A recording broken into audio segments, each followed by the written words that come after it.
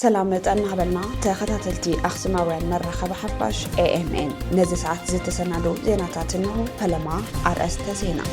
حزب تقرأي بمسواتو زرخبو مسلات بحوحات تمنتلو كبلو عيتاقيتات شوردا قاليتهم أب تقرأي زغطسألة مسداد مناسي أب منقو حزب مريحنتن أفلالاي فتيرو تباهيلو حزب تقرأي زيتقالسة نلو علاونت حزب نسرعاتن يلو جنرال كمفدانيو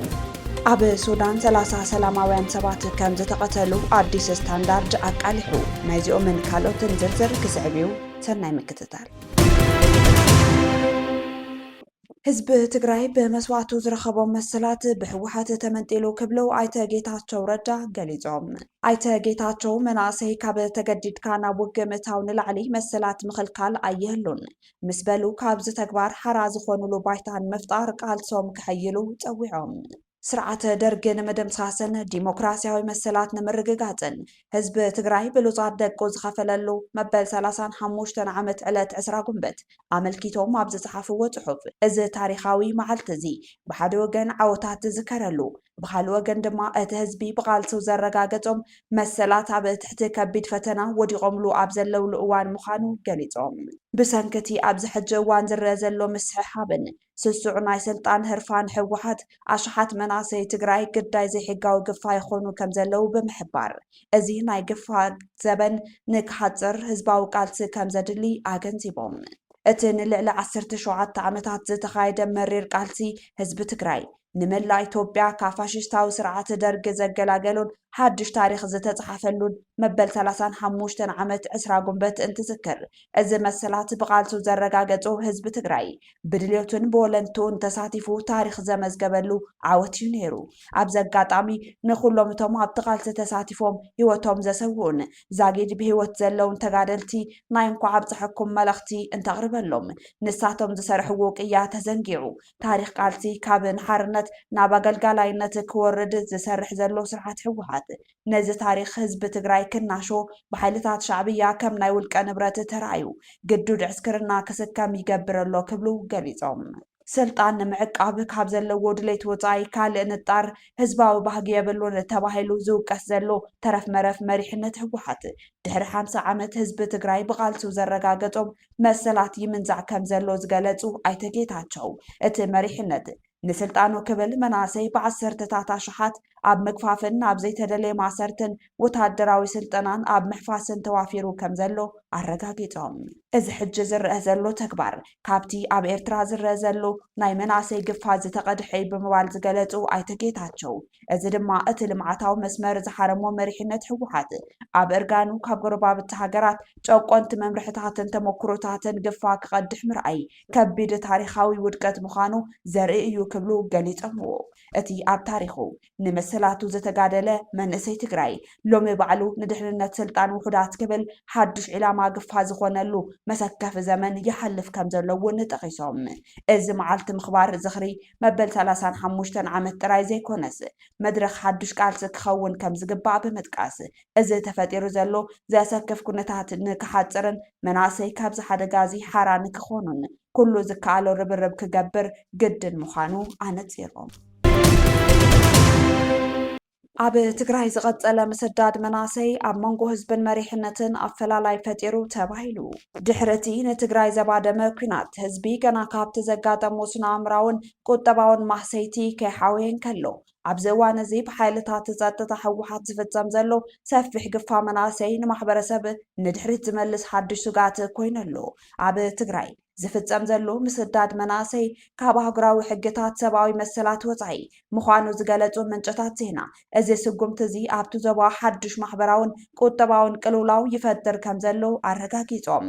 ብተወሳኺ 3 ተነሓናሕቲ ውድባት ፖለቲካ ትግራይ ነቲ ተግባር ብዕሊ ብምኹናን መግለፂ ኣውፅአን ኣለዋ ከም ፀብጻብ ዝተፈላለዩ ምንጭታት ዜናን መሰኻኽር ዓይንን ኣብ ዝተፈላለያ ከተማታትን ገጠርን ትግራይ ብሰበስልጣን ፀጥታ ሕወሓት ዝካየድ ዘሎ ናይ መናእሰይ ግፋዕ ብርቱዕ ስጋት ፈጢረሎ እዚ ስጉምቲ እዚ ብመሰረተ ሃገራውያን ውዕላት ሰብኣዊ መሰላት ናፃ ናይ ምንቅስቓስ ሓርነት ዝግህስን ዜጋታት ብዘይ ፍርዲ ብሓይሊ ንክዕስከሩ ዝገብርን ብምዃኑ ከቢድ ሰብኣዊ ጥሕሰት ተባሂሉ ይግለጽ ኣሎ ተጣባቕቲ መሰላት ከም ዝሕብርዎ እዚ ብሓይሊ ሰባት ናይ መሓዝ ተግባር ንደቂ ሰባት ካብ ድሌቶም ወፃኢ ኣብ ትሕቲ ቁፅጥር ዘእቱ ብምዃኑ ነቲ ዞባ ናብ ዝባእሰ ዘይምርግጋእ የእትወሉ እናተባህለ እዩ። ብተወሳኺ እዚ ኩነታት እዚ ኣብ ትግራይ ዝንቀሳቐሱ ዘለው ተነሓናሕቲ ውድባት ፖለቲካዊ ሓይልታት ዘቆጥዐ ኮይኑ ተረኺቡሎ።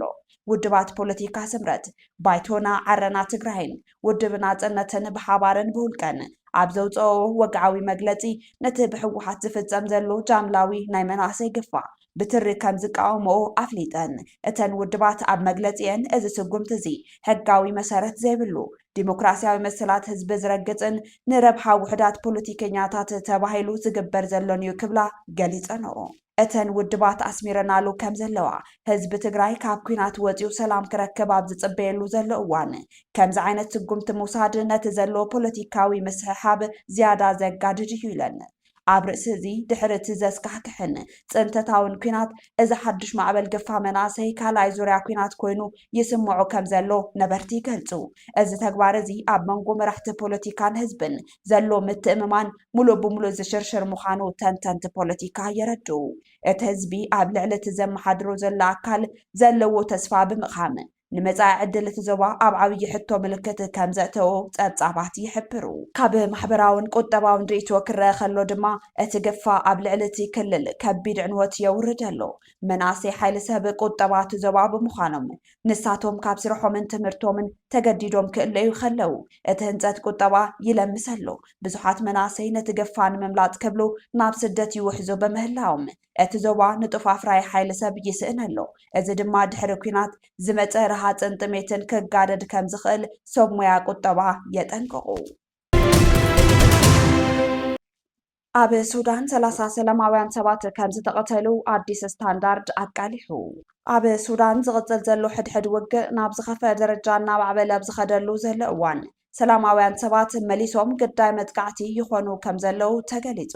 ኣብ ሰሜን ኮርዶፋን ዝተፈጸመ ሓድሽ መጥቃዕቲ ንህዝቢ እቲ ከባቢ ዓብዪ ራዕድን ሓዘንን ኣስዒቡ ክብል ኣዲስ ስታንዳርድ ጸብጺቡ። ሓይልታት ቅልጡፍ ደገፍ RSF ኣብ ክልል ሰሜን ኮርዶፋን ኣብ ከባቢ ከተማ ባራ ኣብ ዝርከባ ሓያሎ ዓድታት ብዝፈጸምዎ ተኹስን መጥቃዕትን ብውሕዱ 30 ሰላማውያን ሰባት ከም ዝተቐተሉ ዝተፈላለዩ ናይ ሲቪል ተሓለቕቲ ቀቢላታት ኣረጋጊጾም ኣለው። እዚ ሓድሽ ፍጻመ እቲ ኩናት ካብ ከተማታት ወፂኡ ናብ ገጠራትን ዓድታት ብምስፍሕፋሕ ኣብ ልዕሊ ንጹሃን ዜጋታት ዘስዕቦ ዘሎ ዕንወት ዘርኢ እዩ ድማ ኢሎም። ከም ጸብጻብ ሓፈሻዊ ሕብረት ዞባታት ቀቢላ ዶክተር ሓሚድ እቲ መጥቃዕቲ ዝተፈጸመሉ ኣገባብ ዝተወደበን ሓደገኛን ነይሩ ክብል ኣፍሊጡ። ኣስታት 20 ናይ ውግእ መካይን ዝዓጠቑ ናይ RSF ዕጡቓት ኣብ ከባቢ ምዕራብ ከተማ ባራ ኣብ ዝርከባ ዓድታት ኣልሙራ ኦም ሳዑድን ኣልሸሪፍን ልዕሊ 30 ሰባት ከም ዝተቐተሉ ኣፍሊጦም። እስራኤል ምስ ዋና ጸሓፊ ሕቡራት ሃገራት ዝነበራ ርክብ ከም ዘቋረፀት ተሓቢሩ። እስራኤል ምስ አንቶኒዮ ጉተሬስ ዝነበረ ኩሉ ርክብ ከም ዘቋረፀት ምግላፃ ጸብጻብ አልጀዚራን ዘ ታይምስ ኦፍ እስራኤልን ሓቢሮም። ሕቡራት ሃገራት ኣብ ዘውፅኦ ጸብጻብ ንእስራኤል ኣብ ዝርዝርተን ምስ ግጭት ዝተኣሳሰረ ጾታዊ ዓመፅ ብምፍጻም ገበነኛታት ተባሂለን ዝተረቑሓ ሃገራት ምእታዋ ስዒቡ ብዝተፈጠረ ዘይምርድዳእ እስራኤል ምስ አንቶኒዮ ጉተሬስ ዝነበራ ምትሕብባር ደው ከም ዘበለቶ ኣምባሳደር እስራኤል ኣብ ውድብ ሕቡራት ሃገራት ዳኒ ዳኖን ኣፍሊጦም። እቲ ኣምባሳደር ነቲ ንእስራኤል ኣብ ዝርዝር ገበነኛታት ንምእታው ዝተወሰደ ዝበሎ ስጉምቲ ሓቃዊ ምኽንያት ዘይብሉ ፖለቲካዊ ውሳነ ክብል ነቒፍዎ። ኔቶ ሩስያ ኣብ ልዕሊ ዩክሬን ተካይዶ ዘላ ናይ ድሮን ሚሳይልን መጥቃዕቲ ኮኒኑ። ኣብ መንጎ ሩስያን ዩክሬንን ዝካየድ ዘሎ ውግእ ዶባ ተሰጊሩ ንናይ መላ ኣውሮፓን ኔቶን ጸጥታ ኣብ ፍጹም ስጋት ዘውድቕ ሓድሽ ምዕባለታት የርእየሎ ተባሂሉ። ዋና ጸሓፊ ኔቶ ማርክ ሩተ እዚ ሩስያ ኣብ ሰማያት ሮማንያ ዘስዕበቱ ናይ ድሮን ሓደጋ ግዲ ኣልቦ ተግባርን ንኹላተን ሃገራት ሓደጋ ዘስዕብን እዩ ክብል ብጽኑዕ ኮኒንዎ ኣሎ። እቶም ዋና ጸሓፊ ወሲኾም ከም ዝገለጽዎ ኔቶ ናይ ነፍሲ ወከፍ ኣባል ሃገራቱ ዶባትን ሉዓላውነትን ንምክልኻል ዘለዎ ቆራጽነት ዘይሕለል ምዃኑ ኣረጋጊጾም እዚ ፍጻመ እዚ ሩስያ ኣብ መላ ዩክሬን የምርታ ዘለዋ ናይ ጥፋት መሳርሕታት ካብ ቁፅጥር ወጻኢ ብምዃን ንጎረባብቲ ሃገራት ኔቶ ከመይለን ዒላማ ይገብራ ከም ዘለዋ ዘርኢ ናይ ቀረባ እዋን መርትዖ ምዃኑ ድማ ገሊጾም። ፖለቲካውያን ተንተንቲ ከም ዝሕብርዎ እዚ ፍጻመ እዚ ኔቶ ኣብ ምብራቕ ኣውሮፓ ብፍላይ ድማ ኣብ ሮማንያን ፖላንድን ዘለዎ ናይ ምክልኻል ድሮናትን ሚሳይላትን ዓቕሚ ንምውሳኽ ፀቕጢ ክፈጥር እዩ ክብሉ ገሊፆም። እቲ ሕብረት ብመሰረት አንቀጽ 5 ናይቲ ቃል ኪዳን ኣብ ልዕሊ ሓንቲ ኣባል ሃገር ዝግበር መጥቃዕቲ ኣብ ልዕሊ ኩለን ከም ዝተገበረ ስለ ዝቆፅር እዚ ናይ ሩስያ ስጉምቲ ንቀጥታዊ ወተሃደራዊ ምትእትታው መንገዲ ከይኸፍት ዓብይ ስጋታት አንጸላልዩ ይርከብ። ኣብ መወዳእታ ህዝቢ ትግራይ ዝተቃለሰ ንሉዓላውነት ህዝብን ስርዓትን ኢሉ ጀነራል ክንፈ ዳኘው ሜጀር ጀነራል ክንፈ ነዚ ዝበለ ምስ ብራኸ ሸዋብ ዝገበሩ ቃለ መሕትት ባዕልኻ ንባዕልኻ ምምሕዳር ክእለት ምሕደራ ዝጠልብ እዩ ምስ በለ ህዝቢ ትግራይ እዚ ንምትግባር ናይ ምሁርን ፖለቲከኛን ዓቕሚ ዝወነነ እዩ። ሃገርነት ምፍጣር ድማ ንዘለዋ ኣፈላላያት ማለት ግድፈታት ዝገርሕ ስርዓተ መንግስቲ ክትሃንፅ ምኽኣል ይጠልብ ድማ ኢሉ ባዕልኻ ናይ ምምራሕ ጉዳይ ብዝተማልአ ካሊእ እያ ዘይብሉ ካሊእ ፅላል ዘይብሉ ናይ ምላእ ጉዳይ ስርዓተ መንግስቲ ተጣሽዶ ኣይተጣይሽን ነቲ ተጣሽካይ ስርዓተ መንግስቲ ከዓ እናገናሕካ ክትከይድ ትኽእል ዶ ይትኽእልን ናይ ዝብል ሕቶ መልሲ ምእላሽ እዩ። እዚ ኩሉ ኮይኑ ግን እዚ ኩሉ ክገብር ዘይኽእል ህዝቢ እንተዝኸውን ህዝቢ ትግራይ እዚ ኩሉ ክገብር ዘይኽእል እንተዝኾን ባርነት ይሕሸኒ ዶ ይበሃል ጨፍጫፍየይ ከም ደስ ዝበሎ ዝገብረን ክኸውነለኒ ይበሃል ድዩ? እዚ ትግራይ ይብላን። እቶም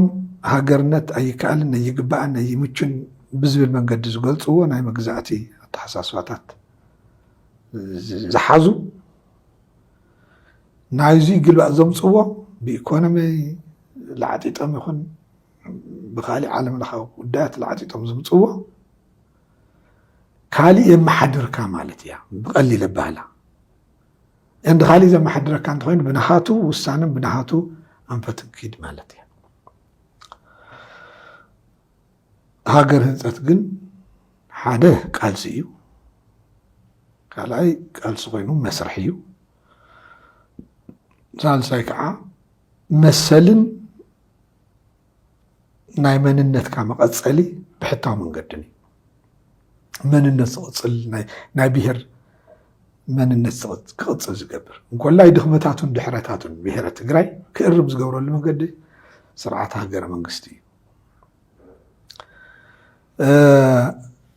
ሃገር ከመይ ኢና ንሃንፅ ጀነራል ክንፈ ቀፂሉ ሃገርነት ሕገ መንግስታዊ መሰል እኳ እንተኾነ ቅድመ ኩነት ብምምላእ ብስርዓት እትገብሮ ናይ ናፃ ሃገር ጉዕዞ ስጡም ስርዓት ብምህናፅ እዩ ዝረጋገፅ ክብል ድማ ይገልፆ። እዚ ጉዳይ እዚ ፍልጠት ክእለት ዘለዎም ስራሕና ኢሎም ዘፅንዑ ኣካላት እውን ነቲ ህዝቢ ኣቕሪቦም እቲ ህዝቢ ይኹን ክብሎም ናይ ምግባር መሰሎም ሕልው እዩ ከቕርቡ ኣለዎም። ንስኹም ዝቐርብ ወሲደ ብዝተወደ መንገዲ ሃገር ናይ ምስራት ጉዳይ ቀዳማይ ነገር መሰል ዓርሰ ውሳነ መወዳእታ ድምፂ ምሃብ ኣይኮነን። መሰል ዓርሰ ውሳነ ኩሉ ሻዕ ክካየድ ኣለዎ፣ ኩሉ ሻዕ ክካየድ ኣለዎ። ብቤት ምክሪ ደረጃ ናይ ወረዳ ይኹን ናይ ጣብያ ይኹን ናይ ቀበሌ ይኹን ናይ ብሄረ ትግራይ ቤት ምክሪ ውሳነታት እዞም ውሳነታት ክውሰነ ኣሎ። ብህዝቢ ደረጃ እውን ውሳነ ክውሰነ ኣሎ። ሪፈረንደም ኩሉ ሻዕ ህዝቢ ውሳነ ኩሉ ሻዕ ክህሉ ኣሎ። ኣብ ሓደ እዋን እውን ነፃ ሃገር ክንምስርት ኢና ኢልና ክንውስን ኣለና። ሃገር ምህናፅ ግን እዚ ኣይኮነትን ወይ እዚኣ ምስ ገበርካ ትጅመር ኣይኮነት። ሃገር ምህናፅ ስርዓት ምህናፅ እዩ። ካብ ስርዓት ኩሉ ከዓ ስርዓተ ምሕደራ ዓርሱ ዘመሓድረሉ ስርዓት እዩ። ኣብ ትሕቲ ናይ ኢትዮጵያ ዝበሃል ሕገ መንግስቲ ናይ ትግራይ ዝበሃል ሕገ መንግስቲ የሎ ኢልና ፕሪኣምብል ኣቐሚጥና ዘቐመጥናዮ ሕገ መንግስቲ ካብ ምዕራይ ክጅምር ኣሎ። እዚ ከዓ ስርዓተ መንግስቲ ኢትዮጵያ ክፈቅደልና ብምፅባይ እውን ኣይኮነን ወይ ሪፈረንደም ሰካየድና እንድጅምሮ ኣይኮነን። ሕዚ ይኹን ቅድሚ 5 ዓመት ናይ ኢትዮጵያ ሕገ መንግስቲ ሙሉእ ብሙሉእ ተደምሲሱ እዩ፣ ተደርቢ እዩ። انت تزهلوني تግራይ ባዕላ ናይ ምምሕዳር መሰላ ናይ ልዑላውነት ናይ ህዝቢ ልዑላውነት ትዝበልሐ ጫፍ ትዝለዓለ ብራኸ ናይ ህዝቢ ልዑላውነት መግለፂ ባዕላ ትመሓደረሉ ስርዓት ናይ ምሕንፃፅን ናይ ምፅዳቕን መሰለሉ ኣብ መወዳእታ ንምኽባር ሉዓላውነት ህዝቢ ዘረጋገፀ ስርዓተ መንግስቲ ንመሰል ዓርሰ ውሳነ መሰረት እዩ ትግራዋይ ግን ኣብዚ እዋን ንዝገብሮ ቃልሲ ዝኽሕስ ኣብ ስልጣን ዘሎ መንግስቲ ዝቆፃፀር ስርዓት ክሃንፅን ሃገረ መንግስቲ ክምስርትን ግድን ይብሎ ክብል ይዛረብ ንኽነረጋግፅ ኣለና ልዑላውነትና ክነረጋግፅ ኣለና ልዑላውነት ማለት ናይ ህዝቢ ውሳነ ማለት እዩ ስለዚ ናብ ስርዓት ሃገር ክንቅፅሎ ኣለና እዙይ ዘካይዳ እዙይ እንኮላይ ነቲ ናይ ትግራይ መንግስቲ ንህዝቢ ምእዙዝ ዝገብር ንህዝቢ ዝግዛእ ህዝቢ ስርዓት እውን ዝቕይር ምዃኑ ሕጊ እውን ዝቕይር ምዃኑ ዝቕበል መንግስታዊ ስርዓት ምጥያሽ ቀዳምነት ገይሩ ዝኸይድ ንመንግስቲ ዝቋፃፀር ንመንግስቲ ዝገንሕን ምእዙዝ ዝገብርን ህዝባዊ ልዕልና ልዑላውነት ብልዕልና ዘረጋግፅ ብምግባር ኢና ናንፀለና ኢለ ሓስብ ኣነ ዝጉዕዞ እዙይ ክዕወት ከዓ ካብ ላዕሊ መፍትሒ ክመፅእ ጥራሕ ምፅባቅ ይኽእሉ ኣይኮነን ኣብ ላዕሊ ዘሎ ዝበሃል መሪሕነት ከምዚ ዝበለ ሓሳብ ከምፅእ ሓላፍነት ኣለዎ ህዝቢ ትግራይ ተቃለሰሉ መሰረታዊ ዝበሃል ህዝባዊ መንግስቲ ህዝባዊ ዴሞክራሲያዊ መንግስቲ ቁም ነገሩ እዙይ ናይ ምሕላፍ ጉቡእ ኣለዎ ስልጣን ዝኒህ ሓይሊ ሰብ ተሰውአሉ እዩ ህይወት ተኸፈለሉ እዩ ፕሮግራም ናይ ቃልስና እዩ ከምፅእ ኣለዎ ኢልካ ግን ትስኽካዕ ይበሃልን በቲ ተቃለስናሉ መንገዲ ኩሉ ምሁር ኩሉ ህዝቢ ብውዳበታት ወቢሉ ንውዳበታቱን ንደርባቦቱን ዝምልከቱ ጉዳያት ሓዊሱ ናይ ህዝቢ ልዕልና ዘረጋግፅ ሓሳባት ብጥቕላሉ እውን እንተኾነ እናቕረበ ዝርዝር መምርሕታት ናብ ቤት ምክሪ ክቐርቡ ዝገብር መንገዲ ክንከይድ ኣለና ሕዚ ድሕሪ ክንደይ ምትዕንቓፍ ናብ ቦትኡ ተመሊሱ እኒሄ ቤት ምክሪ ናይ ትግራይ ካብ ኣኽሱማውያን መራኸቢ ሓፋሽ ናይ ዝዕለት ዜናታት ክትከታተሉ ፀኒሕኹም ንምክትታልኩም ነመስግን ምስ ዝተረፉ መደባትና ሰናይ ጊዜ